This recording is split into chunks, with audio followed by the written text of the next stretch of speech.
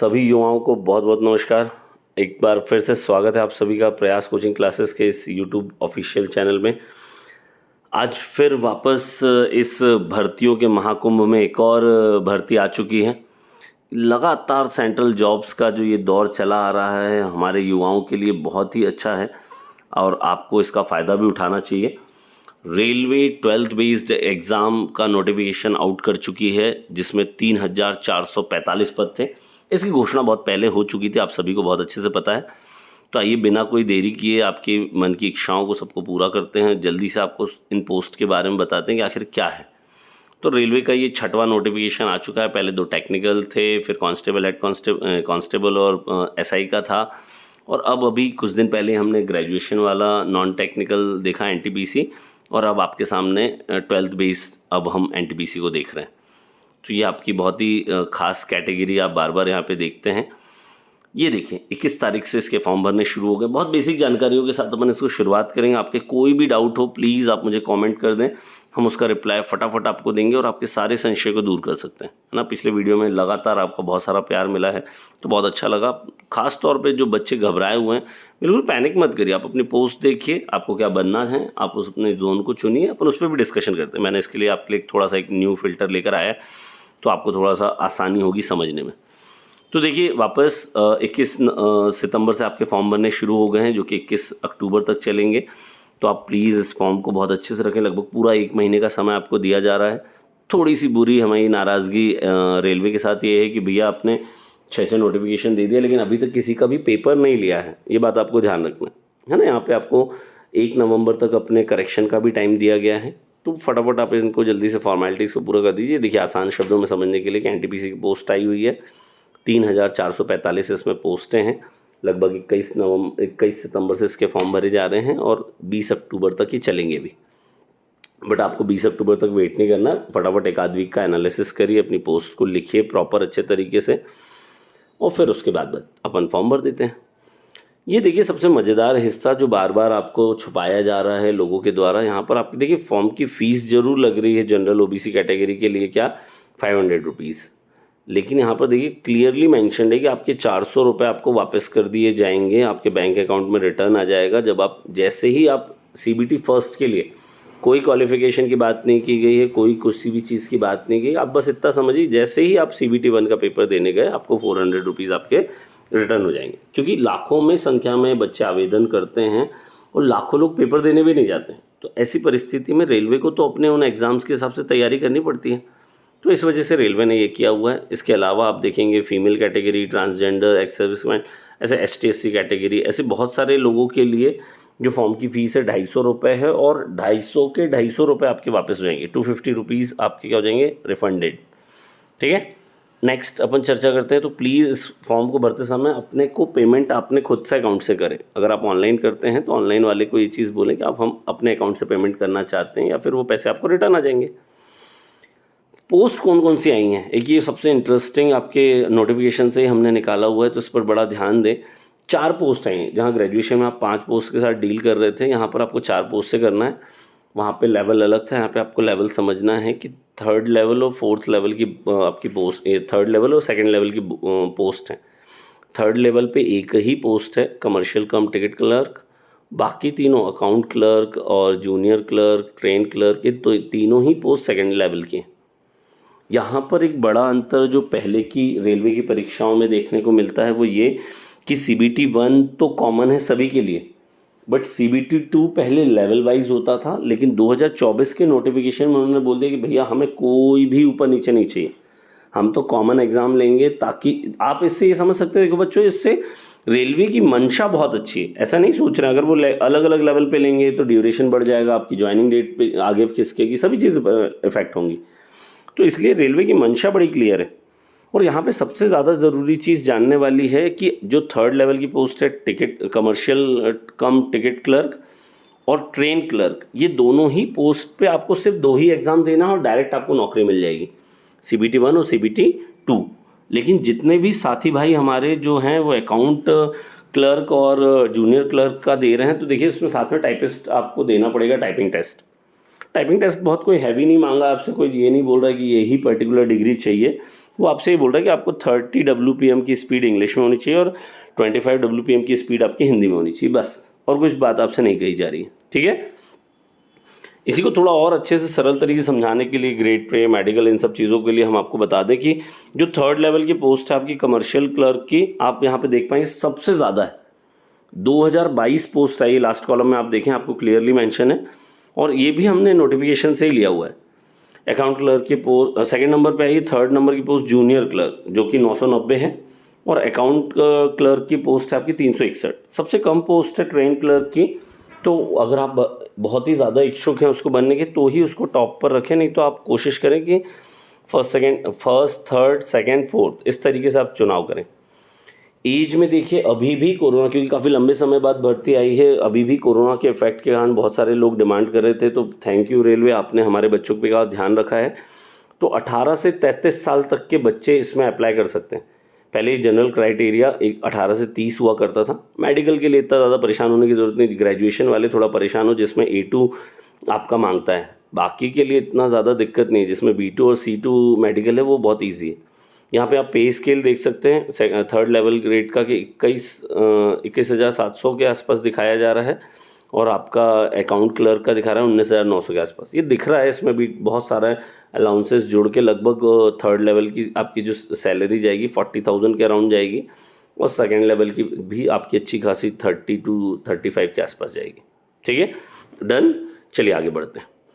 अब आप जब देखते हैं, सबसे स्पेशली आपको चर्चा करनी है इसका और नेक्स्ट स्लाइड का आप स्क्रीनशॉट ले लें। ये आपको समझने में काफ़ी समय लग जाएगा, इसलिए हमने आपके लिए 3rd लेवल और 2nd लेवल की पोस्ट का हमने एकदम डिटेल्ड एनालिसिस करके आपके सामने यहाँ पे रखा हुआ है। 3rd लेवल की पोस्ट कहाँ कहाँ पर ज़्यादा हैं, जिन जोन में, अगर जैसे आप देख पाएँ मुंबई में ज़्यादा है, लेकिन 2nd नंबर में कोलकाता में 118 ही है, प्रयागराज में फिर 328 है। तो अगर आप 3rd लेवल का पोस्ट भरना चाह रहे हैं जिसमें आप टाइपिंग टेस्ट से बच रहे हैं, तो फिर आप मुंबई भरें, प्रयागराज भरें। फिर देखिए चंडीगढ़ में कम है लेकिन अहमदाबाद में ज़्यादा हैं। फिर चेन्नई में देखिए 39 ही है, जबकि रैंकिंग वाइज वो 5th नंबर पे, 6th नंबर पे है। तो आप इस हिसाब से अपना चुनाव करें कि आप किस लेवल को पहले भरना चाह रहे हैं। सेम ऐसे ही अगर आप 2nd लेवल भरना चाहते, क्योंकि देखिए अगर आपने सिर्फ टोटल पोस्ट देखा तो उस हिसाब से मुंबई फर्स्ट पे, 2nd नंबर पे कोलकाता, 3rd नंबर पे प्रयागराज, 4th नंबर पे चंडीगढ़, 5th नंबर पे आपका अहमदाबाद। तो ऐसे चुनाव नहीं करना है कि जहाँ ज़्यादा सीट है हमने उसको भर दिया। जब आप ऑनलाइन ऑपरेटर्स के पास जाते हैं वो जनरली ऐसा करते हैं कि आप कौन कौन से राज्यों में जाना चाहते हैं उससे भर दिया, या जहाँ पे टोटल वैकेंसीज ज़्यादा हैं उनको भर दिया। तो आप कृपया थोड़ा उनसे जाने से बचें। ये बट ऑब्वियस बात है कि जहाँ पे सीट्स ज़्यादा होंगी वहाँ पे फॉर्म्स भी ज़्यादा भरे जाएंगे। लेकिन आपका ये थोड़ा सा चुनाव, अगर आप 2nd लेवल की पोस्ट भरना चाह रहे हैं तो बिल्कुल भी आपको मुंबई पहले नहीं रखना चाहिए, आपको कोलकाता पहला लेना चाहिए, चंडीगढ़ पहला लेना चाहिए, या चेन्नई पहला रहना चाहिए। तो जिन जगहों पे 3rd लेवल की पोस्ट कम है वहाँ पे 2nd लेवल की पोस्ट अच्छी खासी आई हुई हैं। कुछ जगहों पे 3rd लेवल की पोस्ट बहुत अच्छी आई हुई हैं। तो आप इस प्रकार से अपनी लिस्ट बनाएं पहले घर पे ही, और उसको लेकर आप फॉर्म भरने के लिए जाएं कि हाँ हमको इन पोस्ट को भरना है और ये जोन हमको चुनने हैं। इसी प्रकार से अगला अगर अपन देखते हैं तो यहाँ पर फिर हमने 10 जोन, हमने फिर 6-7 जोन को दिया हुआ है। यहाँ पे आप बिलासपुर मध्य प्रदेश के पास में आप उसको देख सकते हैं। 3rd लेवल की पोस्ट काफ़ी अच्छी 115, लेकिन 2nd लेवल की पोस्ट के लिए बिलासपुर भरना अच्छा नहीं है क्योंकि 37 ही पोस्ट है। बट अगर आप टोटल के हिसाब से देखेंगे तो 8वें नंबर पर बिलासपुर आ रहा है। तो प्लीज़ जोन का चयन टोटल नंबर ऑफ पोस्ट से ना करके जो आप भरना चाहते हैं उस नंबर ऑफ लेवल से आप उसका ट्राई करें, और प्लीज़ अच्छे से भरें। जैसे रांची को देखिए, रांची में मात्र 2nd लेवल की 8 पोस्ट है, बिल्कुल भी आपको उसको ट्राई नहीं करना चाहिए। गोरखपुर को देखिए मात्र 13 पोस्ट है, तिरुवनंतपुरम को देखिए मात्र 10 पोस्ट हैं। तो इनको आपको 2nd लेवल पे कभी भी टॉप प्रायोरिटी में नहीं रखना चाहिए।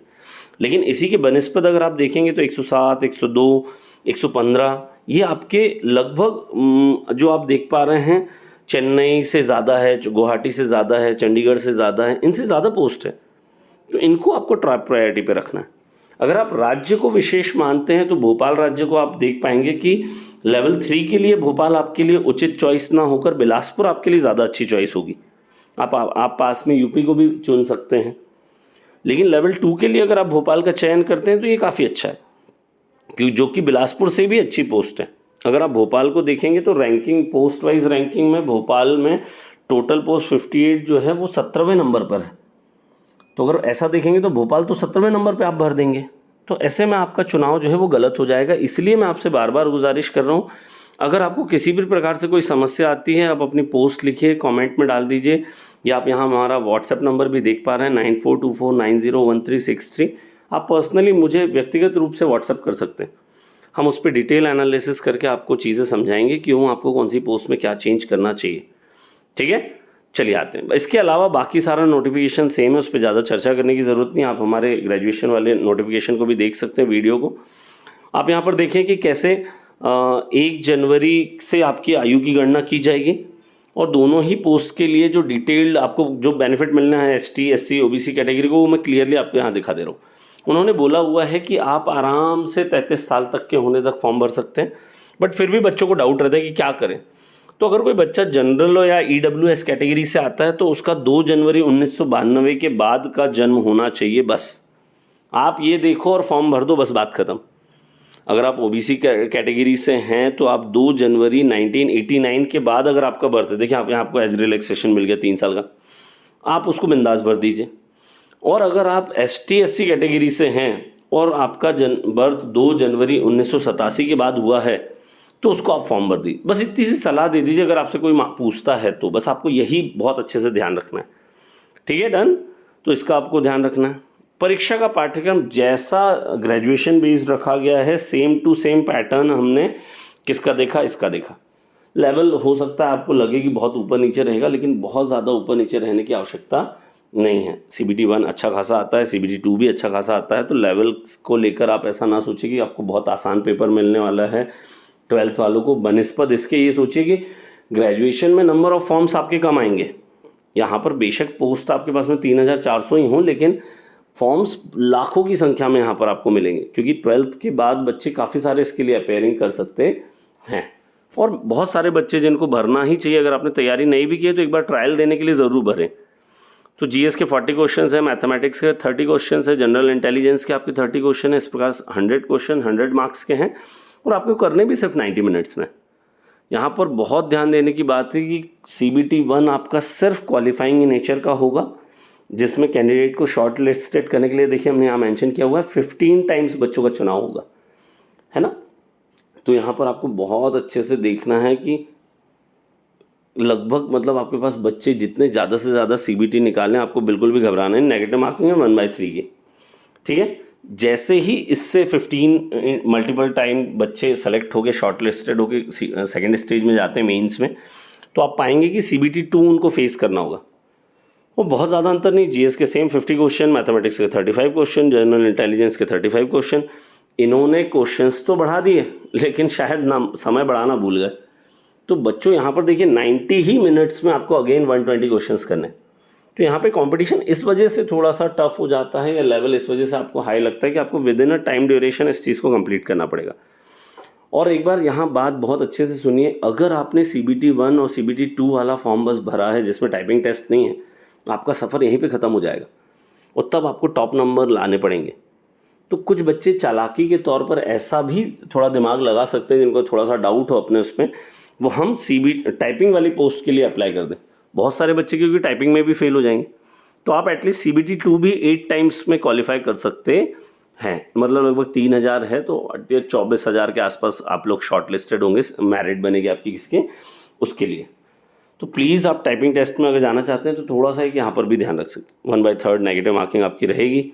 सेम सिलेबस फटाक से देख लेते हैं, जल्दी से चर्चा अपन कर लेते हैं। जनरल अवेयरनेस में करंट अफेयर्स है, साइंस है, हिस्ट्री है, पॉलिटी है, इकोनॉमी है, ज्योग्राफी है, इंडियन कल्चर, हेरिटेज है, टेक्नोलॉजी है, स्पोर्ट्स है। इन सारों को आपको ध्यान रखना है, जो कि नॉर्मल आपका रहता है हमेशा।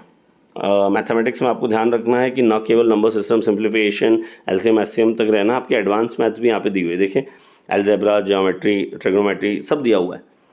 नेक्स्ट, इसी के साथ में जनरल इंटेलिजेंस, रीजनिंग के भी आपके सारे वर्बल नॉन वर्बल टॉपिक्स रखे हुए हैं।